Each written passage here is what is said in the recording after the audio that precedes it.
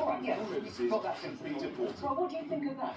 I mean, obviously, successive Conservative governments haven't done this before. Do you agree? Well, foreign national offenders who are, I think, in prison for more than 12 months are routinely deported on their release, so that does happen already. And I think Ellie's exactly right. To me, this is a kind of standard red cap. Let's drop something on the table. Because sex offenders are not routinely given asylum in this country. If that is detected in their record as part of their application, they are denied. And this is not going to make... What this is a distraction from the kind of record numbers that we're seeing, notwithstanding the... Under your Conservative government, that's where you're reaching. I know, it's been difficult, right? It has, but the claims were made, right? And promises have been made that are not being fulfilled. And I just wish to a certain extent the government would be honest about this. Now, I differed from my own government about what the solution was, and I've suggested in the pages of a national newspaper what I think the only solution to this can be, because my experience in fighting organised crime over the last 10, 15 years tells me that whatever a government does directly, they'll just react. They'll do something else. They change their pricing, they change their model, they move around. The only way we're going to, it was slightly different in that they were crossing a 3,000-mile ocean. Well, right? hang on. But the point is that if you could agree an exchange deal with the French, people would stop coming.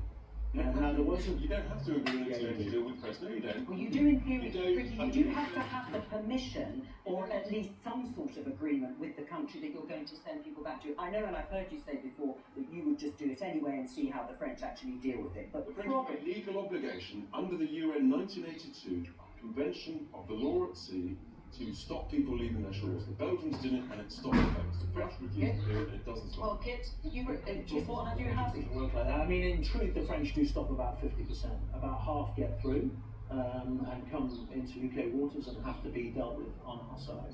It's just not the case that they stop 100% and they should be. But stopping the gangs hasn't worked. And it's not for anything else. They could just let them come through. It hasn't worked in the same way that we had stopped the boats, and that didn't work either. I mean, if you look at the numbers, I've got the headline here, migrant crossings hit 10,000 so far this year. That's 40% up on the number who arrived by the same time last year. And Keir Starmer has said repeatedly, we can do this. I smashed terrorist gangs, I'll smash these gangs. So smash the gangs has barely started. I mean, the key piece of legislation... Well, no, clearly not. You've been in charge for 10 months. What are you doing? Well, it's hard as Bill said, the legislation that will introduce the counter-terrorism powers that we've been talking about has not even passed Parliament yet. We've increased enforced returns by 21% in the given period over the last year, and 24,000 have been returned. So, you know, this is slow but steady.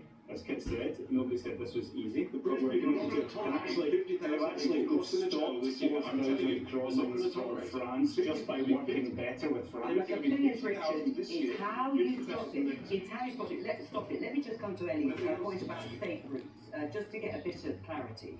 Would you take, you'd expand the number of safe routes by, I don't know, and how many people, would you take everyone who comes from those countries once you've expanded the safe routes? Clearly, the UK can't provide asylum to everybody who seeks it. We've got to recognise that the reason that people seek asylum in the world, and there are tens of millions of people seeking asylum in the world, is because they are fleeing violence, fleeing conflict. We've shown as a country huge generosity.